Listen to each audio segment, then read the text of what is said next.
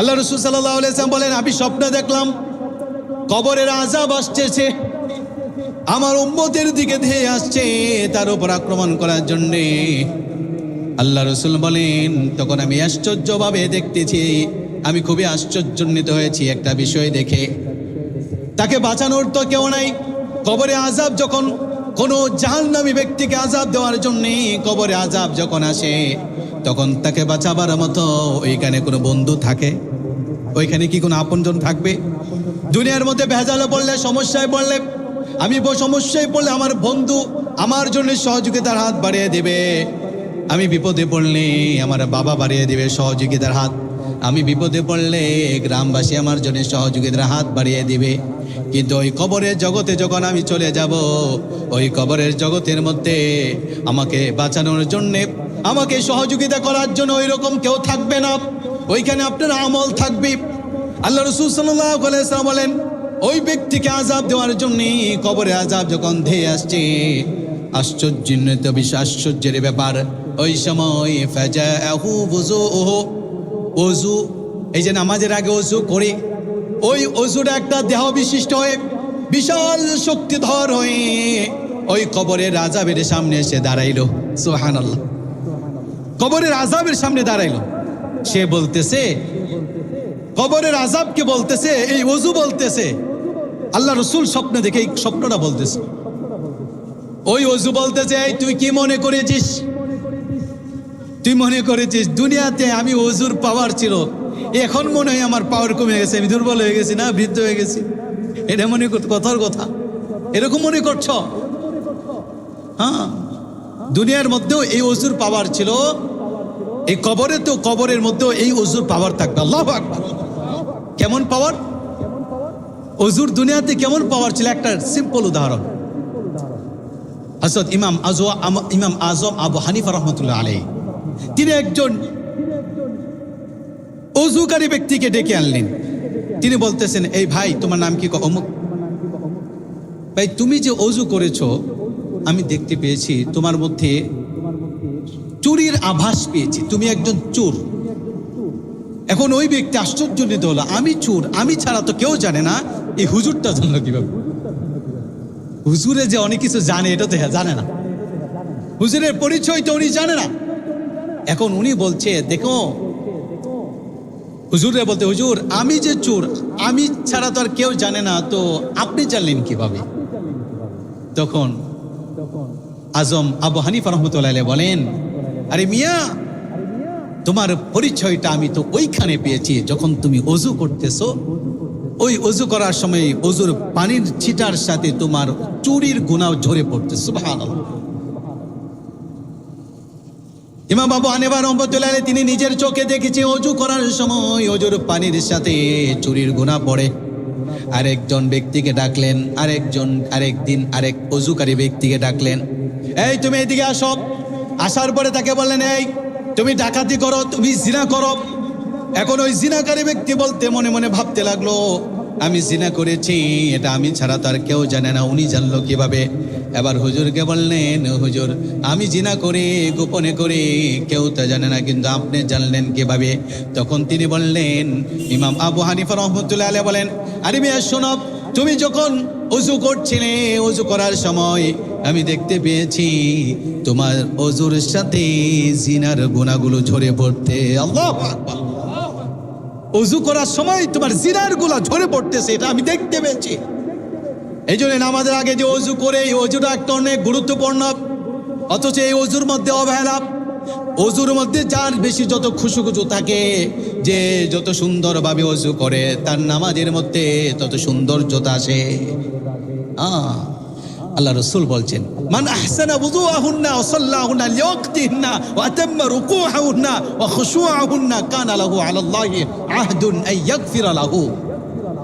আল্লাহ রাসূল সাল্লাল্লাহু আলাইহি ওয়াসাল্লাম বলছেন, কোন ব্যক্তি সুন্দর করে ওযু করলো, ওযু করার পরে নামাজ পড়লো, সুন্দর করে রুকু আদায় করলো, সুন্দর করে তাসবিহ তাহলিল গুলো আদায় করলো, আল্লাহ পাক আল্লাহ রাসূল বলেন, ওই ব্যক্তির জন্য আল্লাহর ওয়াদা হয়ে যায় তার জীবনের সমস্ত গুনাহগুলো মাফ করে দেব। এই জন্য ওযুর দাম আছে না নাই? এখন ওই ওযু বলতে চাই, তুমি কার উপর আযাব দিচ্ছ? ওই যে হাদিস, তুমি কাকে আঘাত করতে চাচ্ছ তুমি জানো তার পরিচয় কি? তার সঙ্গে আমি ওযু। দুনিয়ার মধ্যে এই যুবকটা ওযু করেছে নামাজের আগে সুন্দর করে, সুতরাং আমি থাকতে তার উপরে কোনো আক্রমণ হতে দেব না। আল্লাহ রাসূল সাল্লাল্লাহু আলাইহি ওয়াসাল্লাম বলেন, ওযু যখন ব্যারিকেড দিল সাথে সাথে আযাবটা দূর হয়ে গেল। সুবহানাল্লাহ, আর জোরে বলি না সুবহানাল্লাহ। ওযু জাহান্নামের কবরের আযাব থেকে বাঁচাইলো। আল্লাহ রাসূল সাল্লাল্লাহু আলাইহি ওয়াসাল্লাম বলছেন এই হাদিসের কথা, এরপরে বলছেন রাআইতু রাজুলান মিন উম্মতি, আমি আমার উম্মতের আরেকজন ব্যক্তিকে দেখলাম। আরেকজন ব্যক্তিকে আল্লাহ রাসূল বলতেছে আমি দেখলাম, স্বপ্নে দেখলাম। ইহতাওয়াশাতু শায়াতিন, শয়তান তাকে চতুর্দিকে বেষ্টন করে ফেলেছে। শয়তান তাকে চতুর্দিক থেকে কি করেছে? বেষ্টন করে ফেলেছে। ইহতাওয়াশু শায়াতিন, শয়তান তাকে চতুর্দিকে বেষ্টন করে ফেলেছে। এখন আল্লাহ রাসূল সাল্লাল্লাহু আলাইহি ওয়াসাল্লাম বলেন, তখন ফাজাআহু যিকরুল্লাহ, শয়তান যখন চতুর্দিকে বেষ্টন করলো তখন তো আর ছুটার পাও নাই। শয়তানের কাজ তো মানুষকে ধ্বংসের দিকে নিয়ে যাওয়া, ঠিক না? শয়তান মানুষদেরকে জাহান্নামের পথ দেখায়। শয়তান মানুষ সুস্থ ঈমানওয়ালা আমলওয়ালা বুজুর্গ ব্যক্তিকে একজন জাহান্নামী ব্যক্তিতে রূপান্তরিত করার জন্য তার যত চেষ্টা, সর্বোচ্চ চেষ্টা করে। শয়তান আমাদেরকে ব্যারিকেড দিয়ে রাখছে, শয়তান আমাদেরকে ব্যারিকেড দিয়ে রাখছে। আমার ঈমান আছে, যে কোনো সময় আমার ঈমানটাকে নষ্ট করে দিতে পারে শয়তান। এই জন্য শয়তানকে দূর করার জন্য কিছু আমল আজকে বলবো এই আলোচনার মধ্যে। আমার টপিক হলো এইটা। আল্লাহ রাসূল সাল্লাল্লাহু আলাইহি ওয়াসাল্লাম বলছেন শয়তান চতুর্দিকে তাকে বেষ্টন করে ফেলেছে। শয়তান তাকে কি করলো? চতুর্দিকে বেষ্টন করলো। আল্লাহ রাসূল বলেন ফাজাআহু যিকরুল্লাহ, তখন আল্লাহর জিকির এই শয়তানের সামনে আসলো। ডাকাত যদি ধরে চতুর্দিকে ব্যারিকেড দিয়ে, ওই সময় যদি ম্যাজিস্ট্রেট যায়, ডাকাত কি ডাকাতের জায়গায় থাকবো না? দৌড় দিব। আর জুড়ে বলেন না? হ্যাঁ, আল্লাহর জিকির যখন আসলো ফাখাল্লাসাহু মিন আইদিহিম, এই আল্লাহর জিকিরটা ওই আল্লাহর বান্দাকে শয়তানের ওই প্ররোচনা থেকে, শয়তানের খপ্পর থেকে রক্ষা করলেন। আল্লাহু আকবার। আল্লাহ রাসূল বলতেছেন হাদিস,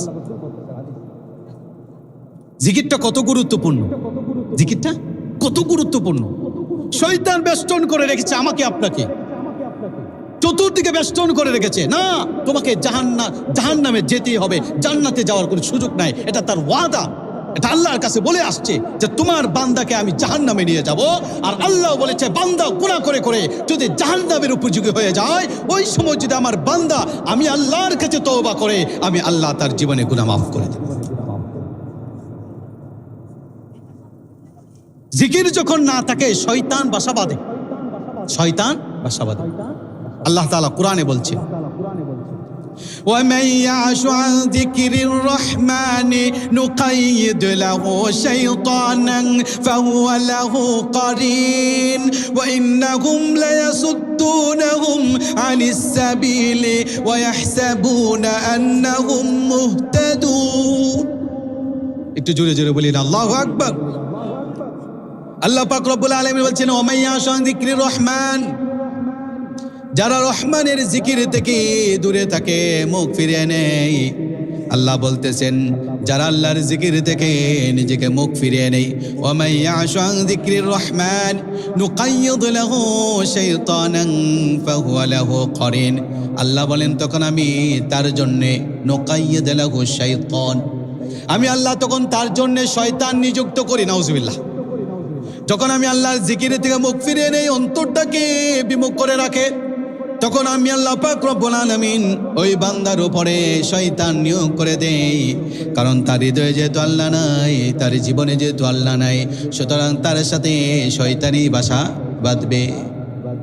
নুকাইয়িদ লাহু শাইতান, আল্লাহ বলেন আমি তার জন্য শয়তান নিযুক্ত করে দিই, ফাহুয়া লাহু কারিন, সে তার বন্ধু হিসেবে থাকতে থাকে।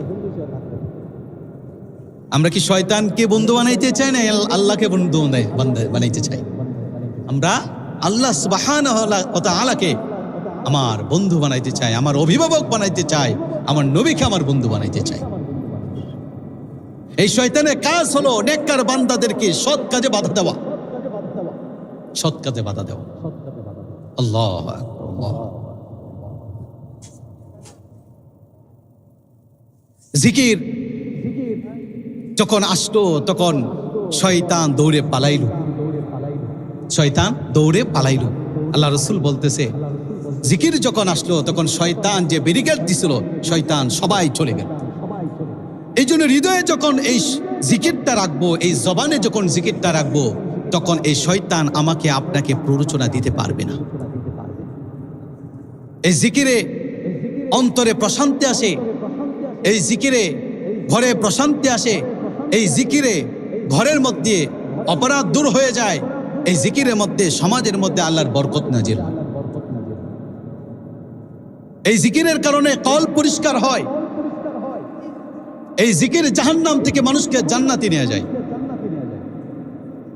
এই জিকির এত গুরুত্বপূর্ণ। এই জিকির শুধু আমি করি আপনি করি, বিষয়টা কি এমন না।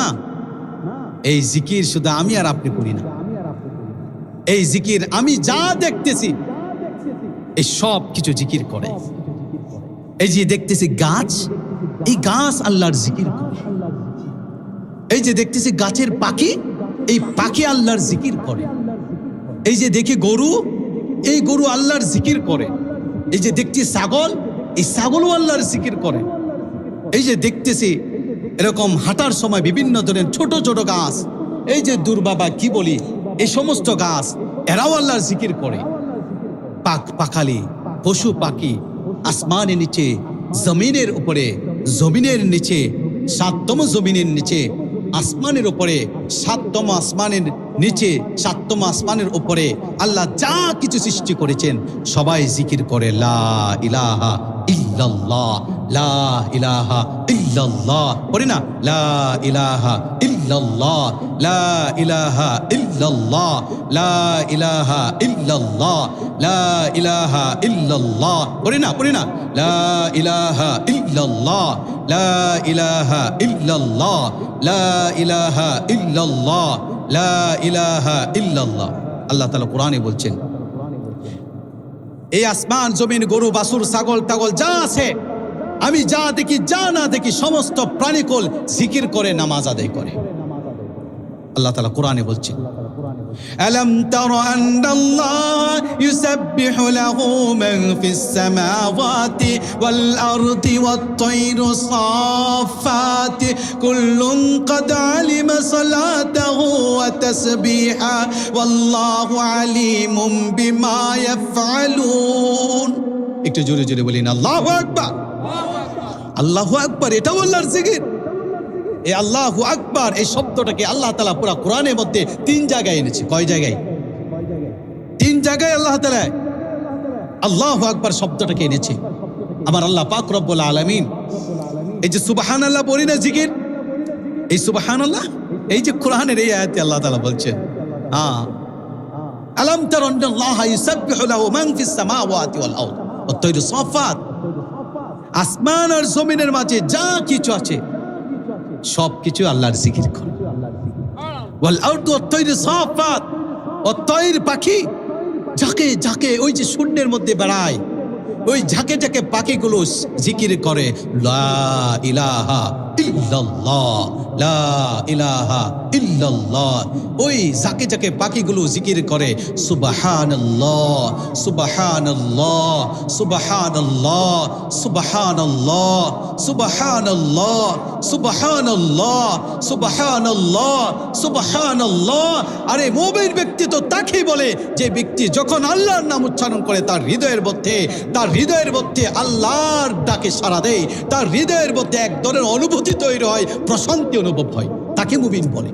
জিকির করলে তার হৃদয়ের প্রশান্তি আসে। আপনি আর আমার যখন জিকির করার পরে হৃদয়ে প্রশান্তি আসবে, মনে করব যে না আমার ঈমান কিছু ঠিক আছে।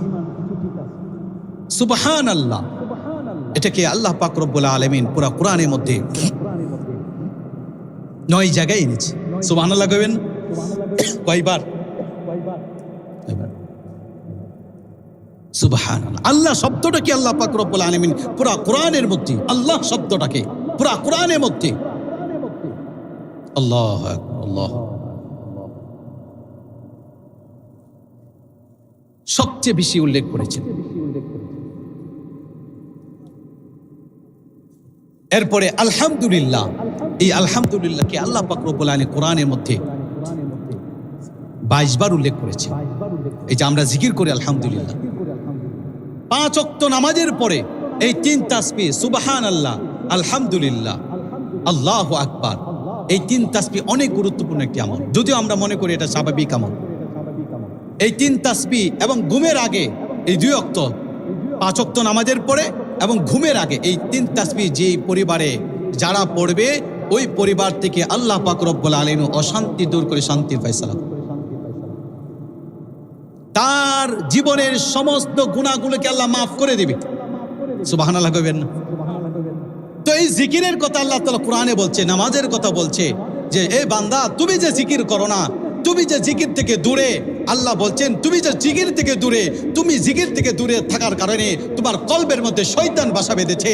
তুমি আল্লাহর নাম নেওয়া উচ্চারণ থেকে যে তুমি দূরে, তোমার জীবন, তোমার পরিবার, তোমার সমাজ ব্যবস্থার মধ্যে শয়তান বাসা বেঁধেছে।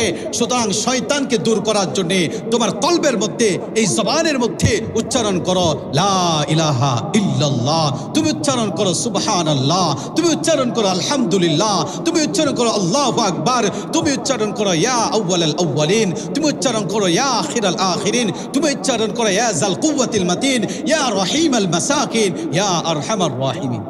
কুরআন এই 5টা কালিমা ঘটনা আছে। আল্লাহ রাসূল সাল্লাল্লাহু আলাইহি ওয়াসাল্লামের কাছে একদিন মা ফাতিমা রাদিয়াল্লাহু তাআলা আসলেন। আল্লাহ রাসূল সাল্লাল্লাহু আলাইহি ওয়াসাল্লাম তখন ঘরে ছিলেন। আল্লাহ রাসূল দরজাটাকে খুলে দিলেন, আর তখন ফাতিমা ঘরে ঢুকলেন। আল্লাহ রাসূলকে বললেন, ইয়া রাসূলুল্লাহ, ও আমার বাবা, আমার ঘরের মধ্যে কোনো খাবার নাই। ঘরের মধ্যে খাবার না থাকার কারণে আমার ছোট্ট ছেলেটি হাসান হুসাইন তারা কান্নাকাটি করছে। স্বামীও খাবার খাই না, আমরাও খাবার খাচ্ছি না, আমিও খাবার খাই না। আল্লাহ রাসূল দেখলেন কলিজার টুকরো ফাতিমার ঠোঁট 2টা শুকিয়ে গেছে, কারণ দীর্ঘদিন ধরে ঘরের মধ্যে রান্না হয় না। আর ওই দিক থেকে 2টা ছোট্ট শিশু হাসান হুসেন খাবারের জন্য কান্নাকাটি করে। মায়ের কাছে যখন সন্তান কান্নাকাটি করে, মা খাবার দাও, ওই যে গাজার মানুষদের কাছে যে জিজ্ঞাসা করেন, ছেলেরা খাবারের জন্য কান্নাকাটি করে, ছেলে মেয়েরা খাবারের জন্যে মাকে বলে মা খাবার দাও। মা খাবার দিবে কোন থেকে? মায়ের নিজের স্বামী তো ভূমার নিচে পড়ে শেষ, ঠিক কিনা? খাবার নাই, অভাব। মায়ের এর চেয়ে বড় কষ্টের আর কিছুই থাকতে পারে না যখন দেখে তার সন্তান মায়ের কাছে এসে বলে মা খাবার দাও। কলজাটা ছিঁড়ে যায় যখন সন্তান বলে এটা দাও। না দেওয়া পর্যন্ত মা বাবার মনে শান্তি লাগে না। ছেলে আছে, সন্তান আছে, আমরা বুঝি, আপনারা বুঝেন। মা ফাতিমা এসে বললেন, ইয়া রাসূলুল্লাহ, ঘরে খাবার নাই। আল্লাহ রাসূল কান্দে চোখের অশ্রু ঝরে, আর তখন বললেন, ফাতিমা রে, খাবার তো আমার ঘরেও নাই। ওই যে দেখ, উনুনের দিকে তাকাইয়া দেখ, চুলার দিকে তাকাইয়া দেখ, হাড়ি পাতিলগুলো উল্টো করে দেখা। দীর্ঘ 1 মাস পর্যন্ত এই চুলার মধ্যে কোনো আগুন ধরে না। এত কষ্ট করছি, ঘরের মধ্যে খাবার নাই, নিজের ঘরের খাবার নাই, তোমাকে দিবে কোন থেকে? তোকে ফাতিমাকে বললেন, ফাতিমা শোনো, তুমি ধৈর্য ধারণ করেছো, তবে শোনো, আল্লাহ পাক রব্বুল আলামিন আমার ঘরে কিছু সৎকার মাল পাঠিয়েছে, 5টা ভেড়া পাঠিয়েছে। তুমি যদি চাও তাহলে ওই ভেড়া থেকে তুমি কিছু নিতে পারো। আল্লাহ রাসূল আবার বললেন, ফাতিমা রে শোনো, আল্লাহ পাক রব্বুল আলামিনের পক্ষ থেকে ভেড়ার চেয়ে আরো উত্তম কিছু হাদিয়া এসেছে। সুবহানাল্লাহ কইবেন না? আল্লাহ পাক রব্বুল আলামিন এই ভেড়ার চেয়ে উত্তম আরো কিছু জিনিস আল্লাহর পক্ষ থেকে হাদিয়া পাঠাইছে। ফাতিমাকে বললেন, ফাতিমা কলিজার টুকরো, ফাতিমা শোনো, তুমি কি এই দুনিয়ার সৎকার মাল ভেড়া নিতে চাও? না আল্লাহর পক্ষ থেকে ওই যে এসেছে হাদিয়া, ওই হাদিয়া নিতে চাও। মা ফাতেমা ব্যাককল না চালাক, দুনিয়ার চালাক না দিনের চালাক? দিনের চালাক।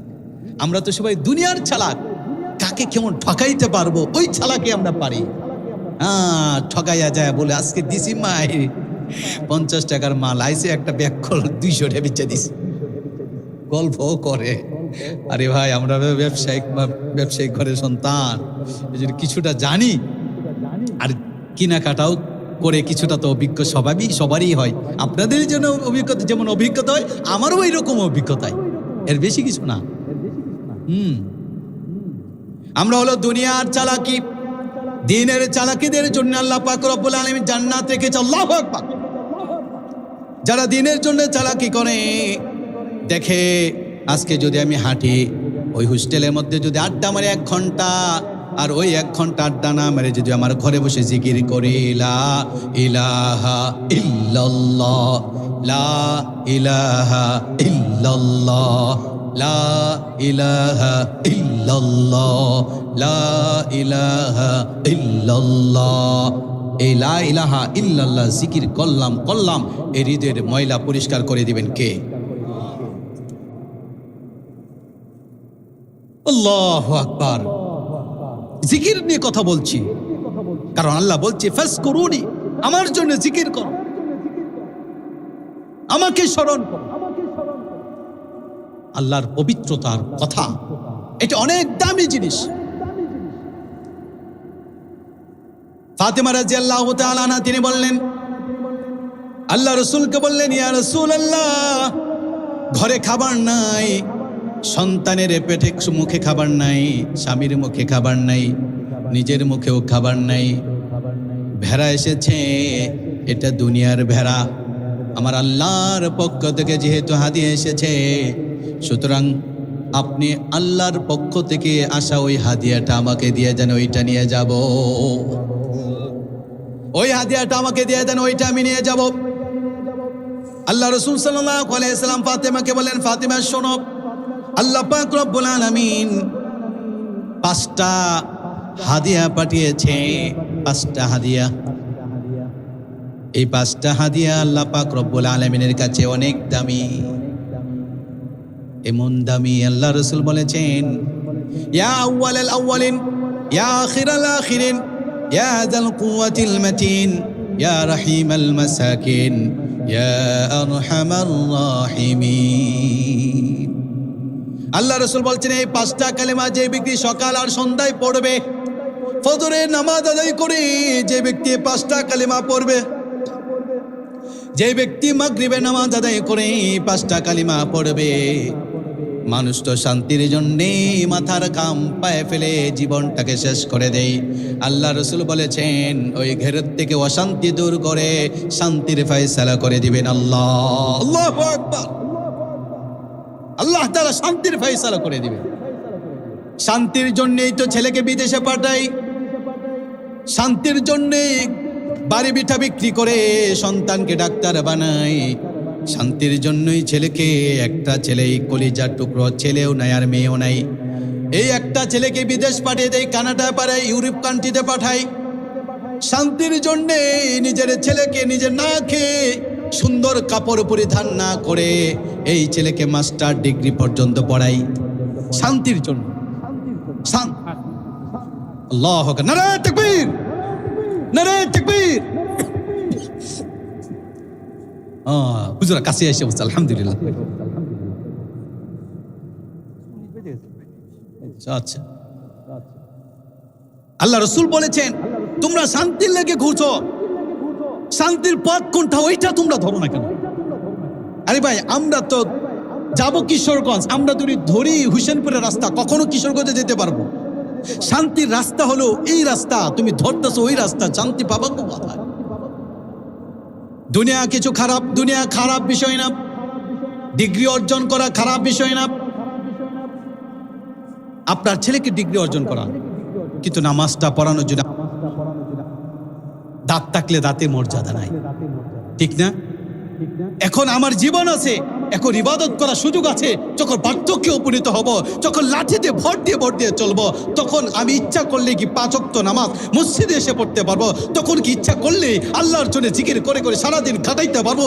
এখন সুযোগ আছে, সময় আছে। আল্লাহকে ডাকলে এই যৌবন বা সে যৌবন সময়ের জিকির, এই যৌবন সময়ের নামাজ, এই যৌবন সময়ের ইবাদতগুলো আপনাকে সরাসরি সহজে জান্নাতে পৌঁছায়।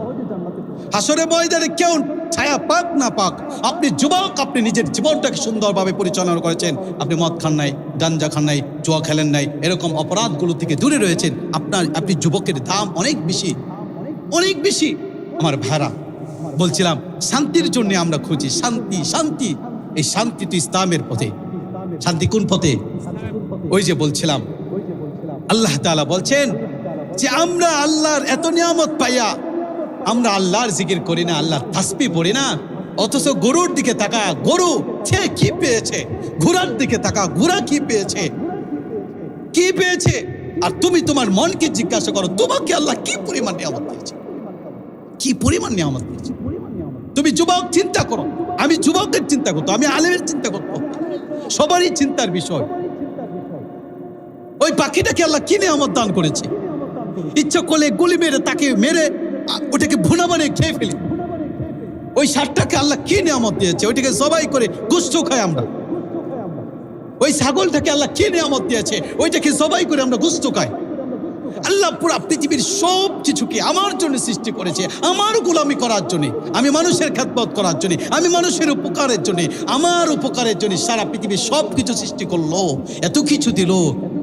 ওই প্রাণীগুলো আল্লাহকে একবারও ভুলে না, সারা দিন 24 ঘন্টা জিকির করে। আপনি আশ্চর্যান্বিত হবেন, কিতাবের মধ্যে আসছে এই যে প্রাণীগুলো আমরা যারা দেখি তারা 24 ঘন্টায় জিকির করে। এই পাখা গাছের পাতাগুলো 24 ঘন্টা জিকির করে, মাছে পুকুরের মাছগুলো জিকির করে, সমুদ্রের মাছগুলো জিকির করে, প্রাণীগুলো জিকির করে। আল্লাহ তাআলা কোরআনে বলছেন, আলাম তারা আন্নাল্লাহা ইসাব্বিহু লাহু মান ফিস সামাওয়াতি ওয়াল আরদি ওয়াত তায়রু সাফাত কুল্লুম কাদ আলিমা সালাতাহু ওয়া তাসবিহা। তারা নামাজও পড়ে, তাসবিহও পড়ে। প্রতিটা পারে মানুষ যেরকম ভাবে নামাজ আদায় করে, তাসবিহ করে, মানুষ ছাড়াও আরো যত প্রাণী আছে তারা নামাজও পড়ে, জিকিরও করে। আল্লাহু আকবার।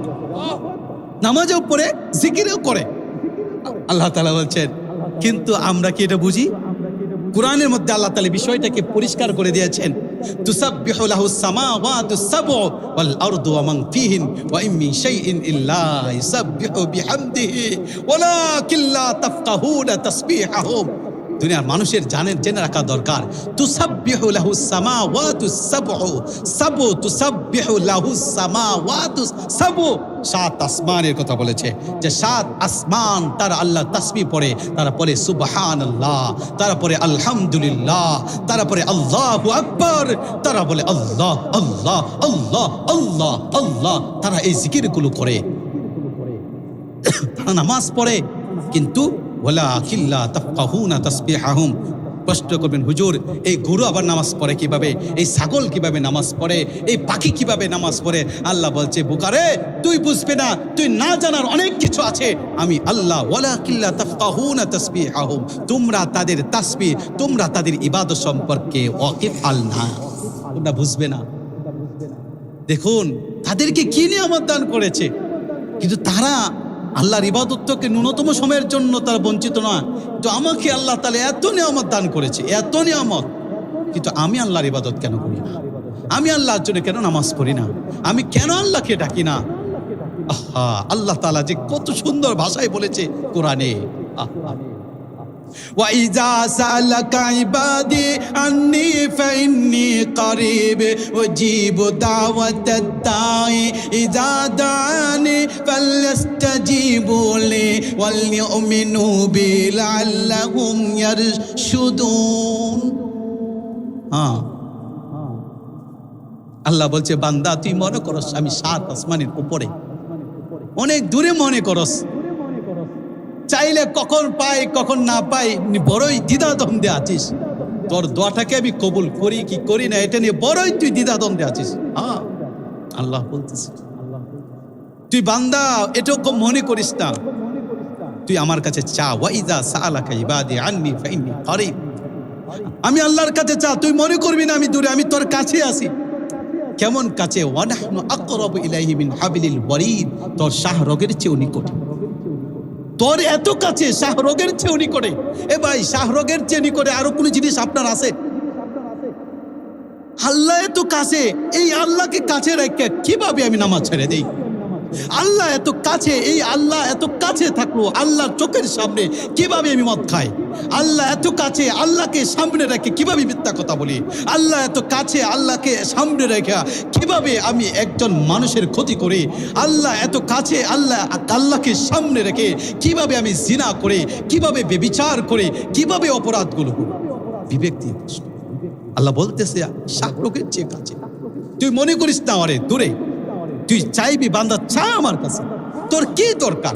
আরে তুই তোর পৃথিবীর সমাজের মানুষের কাছে, আদবর মাতবরের কাছে, চেয়ারম্যান মেম্বারের কাছে, ম্যাজিস্ট্রেটের কাছে, অমুক তমুক সুবিধাবাদী ব্যক্তি সমাজ সেবকের কাছে বা রাষ্ট্রপ্রধানের কাছে তুই চাইবি হয়তো একটা কিছু দিবে, তোর দুনিয়ার হয়তো বা কিছু সাময়িক চাহিদা পূরণ হবে। কিন্তু এটা তো, এই যা দিল তোরে, এটা আমার আল্লাহ, আমি আল্লাহ তোকে ওকে দিয়েছি। ওর ওই সম্পদের মালিক তুই যার কাছ থেকে আনছিস, এনেছিস, ওইটা তার না, ওইটার মালিক আমি আল্লাহ, ওইটা আমি তাকে দিয়েছি। ইন্নাল্লাহ আশতারা মিনাল মুমিনিনা আনফুসাহুম ওয়া আমওয়ালাহুম বিআন্না লাহুমুল জান্নাহ। মুমিন, আরে বান্দা তুই শোন, তুই তো আমার কাছে তোকে আমি জান্নাত দেব, আর আমি আল্লাহর জন্য তোর জান আর মাল কুরবানি দিব। তুই তো আমার সাথে এই কমিটমেন্টের বান্দা, তুই তো আমার সাথে এই কমিটমেন্ট, তোর সাথে আমার এই কমিটমেন্ট। একজনের সাথে, বন্ধুর সাথে বন্ধু কমিটমেন্ট হলো আগামীকালকে সিনেমা হলে যাব, আগামীকালকে এই কাজ করব, পার্টিতে যাব, ট্যুরে যাব, ওয়াদা। এখন দেখা গেল সময়টা এদিক সেদিক হইল, তখন বন্ধুকে রে তুই এত বড় ওয়াদার খেলাপ করিস, তোর কমিটমেন্ট তো একটাও ঠিক না।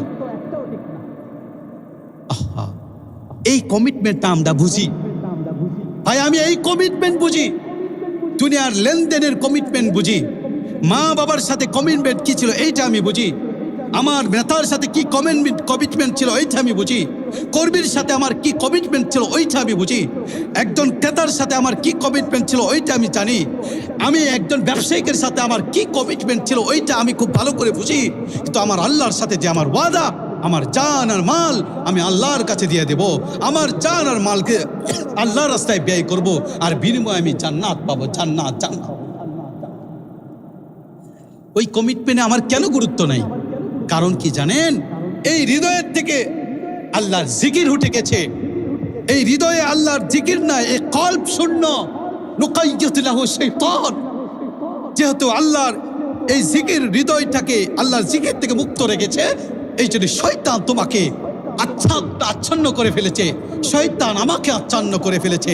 এই জন্য কোনটা গুনাহ ওইটা নিয়ে আমার পেরেশানি না, আমি জিনা করতেছি প্রতিনিয়ত ওইটা নিয়ে আমার পেরেশানি না, আমি প্রতিনিয়ত নামাজ ছেড়ে দিচ্ছি ওইটা নিয়ে আমার পেরেশানি না, আমি প্রতিনিয়ত মানুষকে গালিগালাজ করতেছি ওইটা নিয়ে আমার মাথা ব্যথা না, আমি সুদ খাইতেছি ওইটা নিয়ে আমার মাথা ব্যথা না, আমি ঘুষ খাইতেছি ওইটা নিয়ে আমার মাথা ব্যথা না। আমার মাথা ব্যথা হচ্ছে, আমার মাথা ব্যথা হচ্ছে দুনিয়ার ক্ষতিটা কখন হয়ে গেল ওইটা।